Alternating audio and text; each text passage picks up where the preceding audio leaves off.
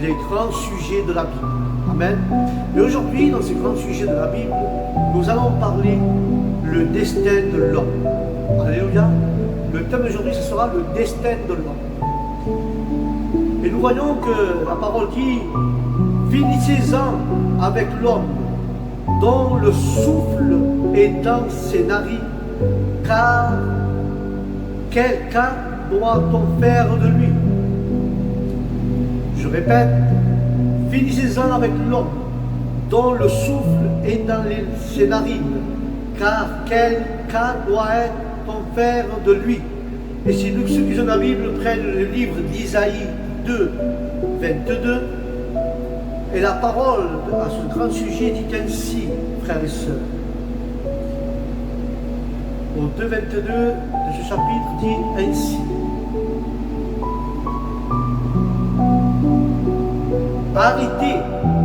Arrêtez de placer votre confiance dans l'être humain.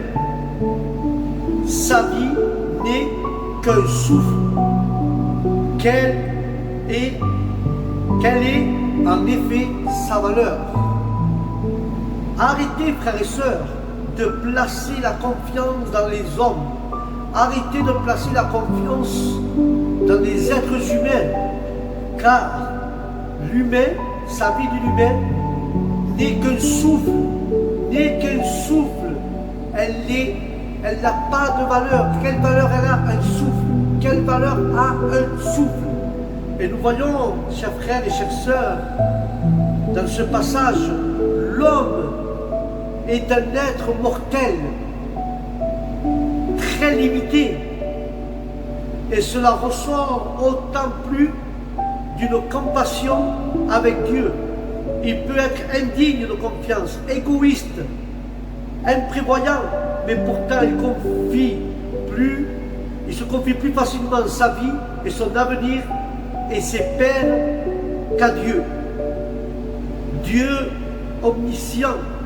Méfions-nous des personnes qui réclament une confiance absolue de notre part. Mais rappelons-nous que Dieu seul est totalement digne de confiance.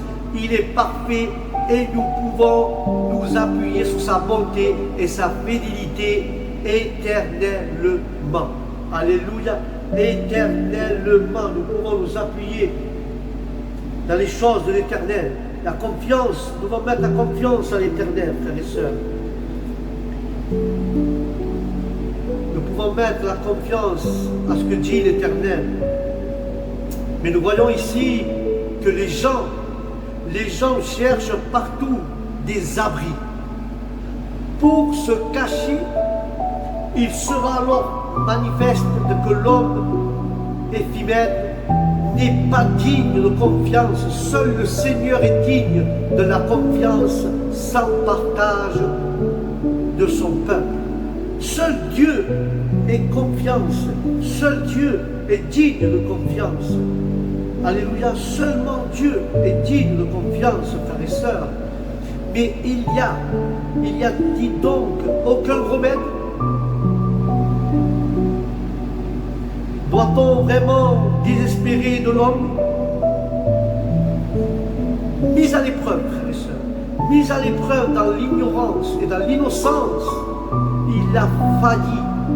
Mis à l'épreuve, sans loi, il s'est corrompu. Outre mesure, frères et sœurs, mis à l'épreuve sous la loi, il la transgresse. Aussitôt formulé, mis encore à l'épreuve sous la grâce aujourd'hui et sous le règne de la justice. Demain, il démontrera de plus en plus sa totalité incapacité pour faire face à sa responsabilité devant son Créateur. Et pourtant, Dieu a en vue une éternelle bénédiction pour l'homme qu'il a créé. Il a créé à son image, dès l'éternité. Les délices de son cœur étaient dans les fils des hommes. Et Dieu voulait en tirer une famille pour lui-même. il accomplira ce décès de grâce et les siècles à venir dévoileront le merveilleux conseil de la volonté divine. Mais là, nous voyons en ceux qui auront mis et qui auraient été mis au bénéfice de l'œuvre du salut accompli du mont Calvaire. Sur la base de cette œuvre, déjà la miséricorde divine était en activité et en faveur de ceux qui regardent, ô Dieu Tout-Puissant, qu'il est appartenu au peuple d'Israël et non à la parole de Dieu où en donne, frères et sœurs, où ils en donnent des exemples. La parole de Dieu donne des exemples par l'histoire de Job et des patriarches et des prophètes. Toutes les cérémonies de culte lévitique aussi annonçaient par avance l'œuvre qui allait être accomplie et par laquelle les péchés supportés allaient être épiés. Et quand nous lisons le livre de Romains 3, versets 24 et 26, il nous dit ceci, le verset de 3 de Romains 24 et 26. 24 et 26, il nous dit ainsi. Et ils sont gratuitement déclarés justes par sa grâce, par le moyen de la libération qui se trouve en Jésus-Christ.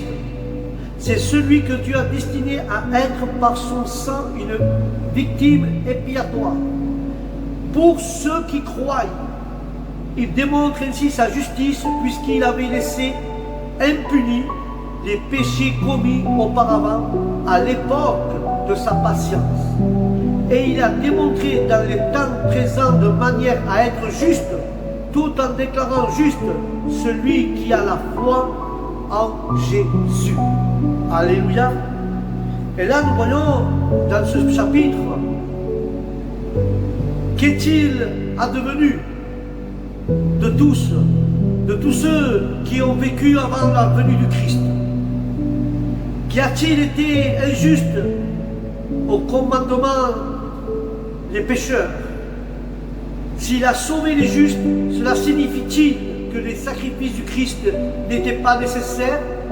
Car Paul démontre que Dieu a pardonné tous les péchés des hommes à la croix.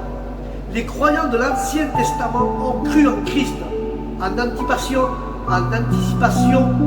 ont été sauvés, même s'ils n'ont pas connu le nom de Jésus, ni les détails de son existence terrestre.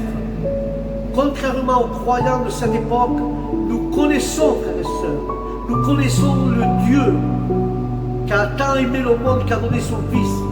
Avez-vous placé votre confiance en lui? Christ est mort à notre place pour nos péchés. Dieu est droit. Et Dieu a le droit d'être en colère contre les pécheurs. Ils se sont révoltés contre lui. Et se sont coupés de son pouvoir de donner la vie. Mais il déclare que la mort de Jésus est le sacrifice voulu et approprié pour nos péchés.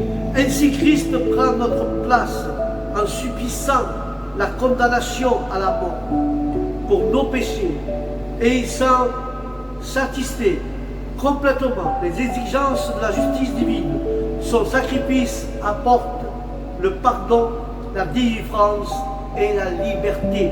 Voilà Romains 3, 24, de quoi il se parle et de quoi il se déclare, frères et sœurs. Voilà de quoi Jésus, il nous libère après son sacrifice. Il nous libère du péché, il nous pardonne nos péchés.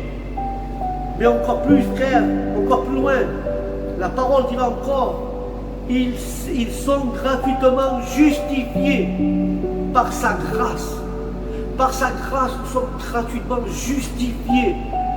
L'Évangile révèle comment Dieu justifie les pécheurs gratuitement et par un acte immérité. Mais qu'attendons-nous par un acte qui justifie? Le mot justifier signifie déclarer juste. Le mot justifier signifie déclarer juste. Alléluia. Ainsi, Dieu déclare juste le pécheur Dès l'instant où celui-ci croit au Seigneur Jésus-Christ, c'est ainsi que s'emploie ce mot le plus souvent dans le Nouveau Testament. Toutefois, un homme peut justifier Dieu en croyant et en obéissant à la parole de Dieu. En d'autres termes, il déclare Dieu juste dans tout ce qu'il est fait. Eh bien sûr, frères et sœurs, l'homme peut vouloir se justifier lui-même, même si cela s'avère une tentative isole-soi. Justifier signifie en effet déclarer juste et non rendre juste. Et déclarer juste et non se rendre juste. Alléluia. Nous pouvons rendre Dieu juste car il est déjà en revanche. Nous pouvons le déclarer juste. Dieu nous rend par le croyant sans péché ou juste en lui-même. Plutôt, il lui impute la justification comme l'affirme l'Ancien Testament. En justifiant les pécheurs, Dieu les appelant justes alors qu'ils ne le sont pas. Il ne leur impute pas le péché là où il existe. Il porte à leur crédit la justice là où elle n'existe pas. La définition populaire suivante exprime la justification. C'est comme si on n'avait jamais péché. Mais cette façon de voir ne va pas assez loin. Quand Dieu justifie le pécheur qui croit, il ne l'affranchit pas seulement de sa culpabilité, mais le revêt de sa propre justice et lui confère le droit d'aller au ciel. Amen. La justification signifie non seulement l'acquittement, mais l'approbation, non seulement le pardon, mais aussi une promotion. L'acquittement signifie seulement être lavé d'une accusation, car la justification comporte l'imputation d'une justice positive. Amen. Parce que le Seigneur Jésus a pleinement payé la dette de nos péchés par sa mort sur la croix et sa résurrection. Dieu peut déclarer juste les pécheurs impies quand ces derniers acceptent Christ par la foi, ils sont justifiés. Quand l'apôtre Jacques enseigne que la justification obtient par les œuvres, il ne veut pas dire que nous sommes sauvés par les bonnes œuvres, ni même par la foi plus de bonnes œuvres. Non, mais par une foi dont l'authenticité se traduit par accomplissement de bonnes œuvres. Il est important, frères et sœurs, de se rendre compte que la justification, lui, est comptée dans l'Esprit de Dieu. Il ne s'agit pas de quelque chose que le croyant ressent. Il sait que cela est effectif car la Bible affirme et l'exprime ainsi. La justification est un acte de Dieu par laquelle il déclare juste tous ceux qui croient en Jésus. C'est une valeur inscrite dans l'Esprit de Dieu et non dans le système nerveux ou l'émotionnel du croyant. Alléluia. Et ici, nous voyons que l'apôtre enseigne dans Romains 3:24, que l'apôtre enseigne que nous sommes gratuitement justifiés. Nous ne pouvons en aucun cas gagner ou acheter la justification car elle nous est offerte comme un don. Ensuite, nous apprenons que nous sommes justifiés par la grâce de Dieu. Cela signifie que la justification nous est imputée indépendamment de nos mérites. Il s'agit d'une grâce totalement imméritée. Et pour éviter toute confusion, par la suite, arrêtons-nous pour noter dans le Nouveau Testament 6 aspects différents de la justification. Il a été défini que nous sommes justifiés par la grâce et par la foi, et par le sang, et par la puissance, et par Dieu, et par les œuvres. Il n'y a toutefois aucune contradiction ni aucun conflit entre ces différentes affirmations. Nous sommes justifiés par la grâce, autrement dit, nous ne méritons pas, nous sommes justifiés par la foi devons donc la recevoir par la foi au Seigneur Jésus-Christ. Nous sommes justifiés par le sang. C'est le prix payé par le Sauveur pour accorder la justification. Et nous sommes justifiés par la puissance de Dieu, celle qui ressuscitera Jésus entre les morts. Et nous sommes justifiés par Dieu. C'est lui qui nous déclare justes. Nous sommes justifiés par les œuvres. Ceci ne veut pas dire que les bonnes œuvres nous permettent d'acquérir la justification, mais qu'elles constituent la preuve de notre justification. Alléluia. Et dans cet épître de Romains, dans ce livre de Romains 34, nous lisons que nous sommes justifiés par le moyen de la rédemption qui est en Jésus-Christ, la rédemption. Et la rédemption signifie, frères et sœurs, le sachant au moyen du paiement d'une rançon, le Seigneur Jésus nous rachètera de l'esclavage du péché et son sang précieux fut le prix à payer pour satisfaire les exigences d'un Dieu juste et saint. Il est utile, frères et sœurs, de demander à qui fut payée la rançon. Les Écritures affirment nulle part que Dieu ou Satan reçut un paiement spécifique, car la rançon ne constitue nullement un prix payé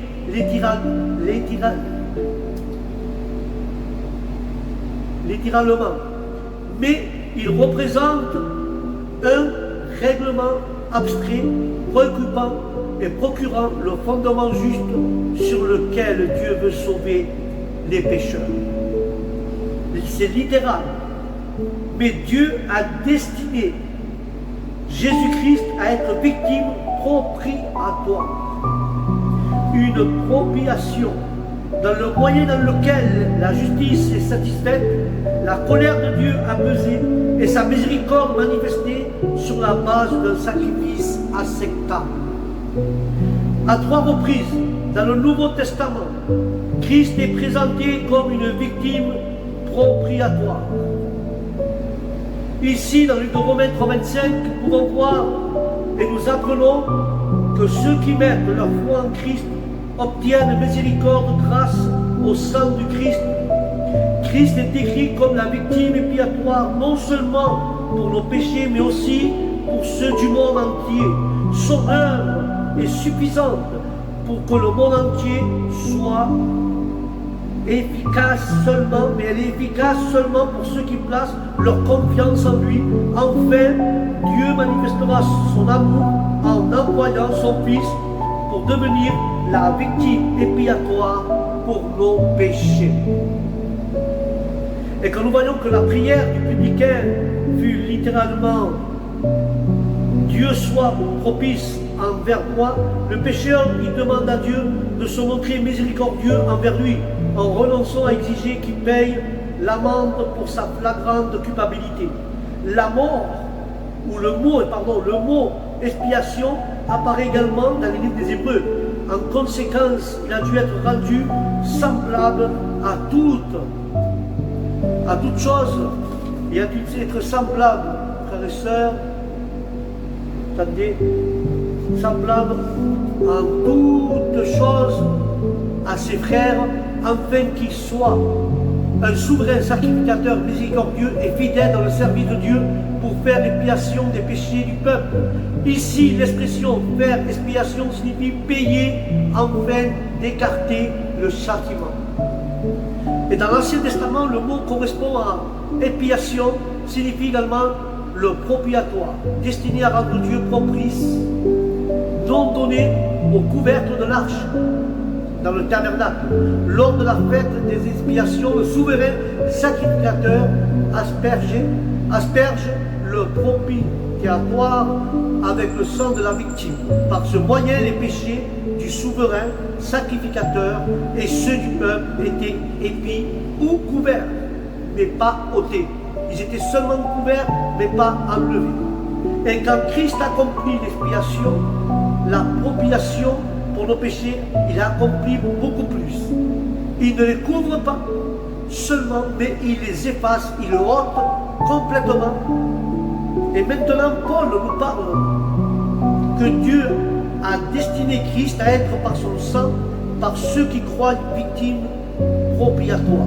Le texte, là, mes frères et mes sœurs, le texte dit pas de mettre notre foi dans le sang de Jésus, non. Christ lui-même est l'objet de notre foi. Car seul Christ, Jésus ressuscité et vivant, peut nous sauver. Et lui-même, la propitiation, son sang représente le prix payé. La foi en lui constitue seulement la condition pour être bénéficiaire de la propitiation et de l'œuvre complète du Christ manifesté. Et la justice de Dieu dans la rémission des péchés passés, ceux commis avant la mort de Christ, au cours de l'époque en allant d'Adam à Christ, Dieu sauva ceux qui placent leur foi en lui sur la base de la révélation reçue.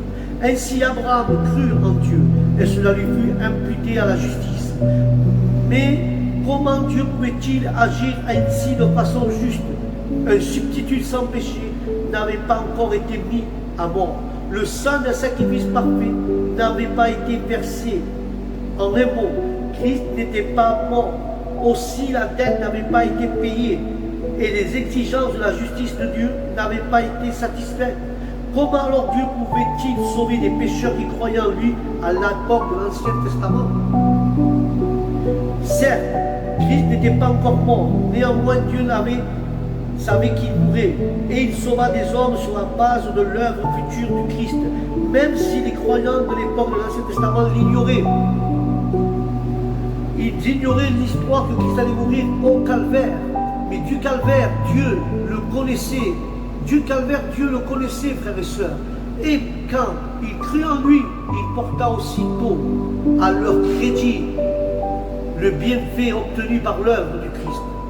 En réalité, les croyants de l'époque de l'Ancien Testament n'étaient sauvés à crédit car ils étaient sauvés sur la base d'un prix non encore payé. La croix était devant eux, tandis qu'il était derrière nous. Voici ce que Paul veut dire lorsqu'il affirme que la mort expiatoire de Christ établit la justice de Dieu, parce qu'il avait laissé impunis les péchés commis auparavant. Il ne parle pas.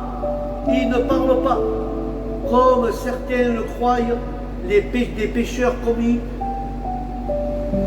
comme certains le croient, des péchés commis par une personne ayant, avant sa conversion, ceci laissera entendre que l'œuvre de Christ concerne seulement la rémission des péchés commis avant la nouvelle naissance, et pas de ceux commis ensuite qui resteraient alors à la charge de l'homme. Non, Paul traite de l'indulgence apparente de Dieu qui semble fermer les yeux sur le péché de ceux qui furent sauvés avant la croix. Mais nous pourrons penser qu'il excusait ces péchés ou présenter ne pas les voir, nullement affirme. Paul, Dieu savait que Jésus les expierait au calvaire, et ainsi il sauva des hommes sur cette base. Amen. Ainsi, l'époque de l'Ancien Testament fut la période de la patience de Dieu pendant au moins 4000 ans. Il retient son jugement sur le péché.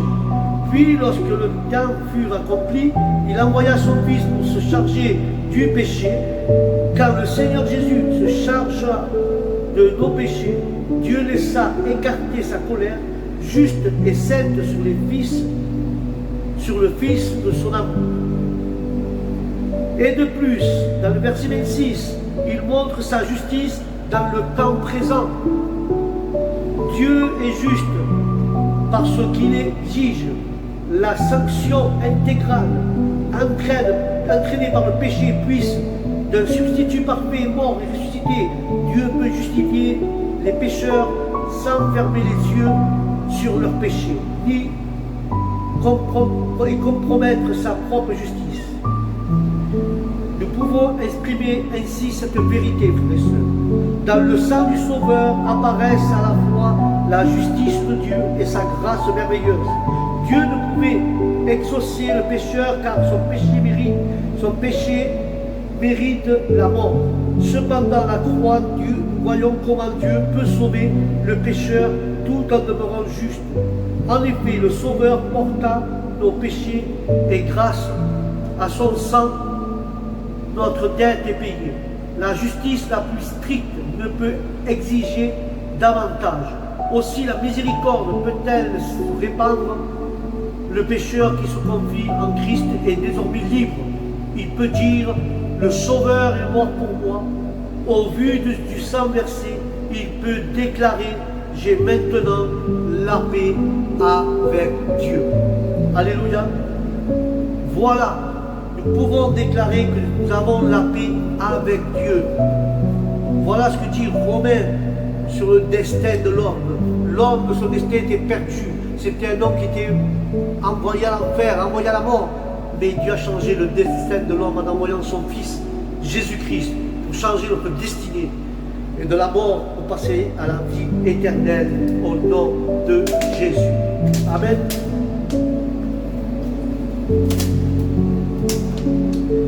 Et ceci m'amène, frères et sœurs, au point suivant de notre étude pour la prochaine fois. Dans les grands sujets de la Bible, nous parlerons justement du Seigneur Jésus-Christ dans notre prochain programme sujet de la Bible. Ainsi se finit ce programme, les grands sujets de la Bible. Et je vous dis au prochain programme avec la grâce de Dieu. Mais n'oublie pas que Dieu a changé le destin de l'homme. Sur ce, que Dieu vous bénisse, que la paix de Dieu soit dans votre maison, dans vos esprits, et que vous accompagne de partout. Et sur ce, au prochain programme, que la paix de Dieu soit avec vous, que Dieu vous bénisse. Shalom.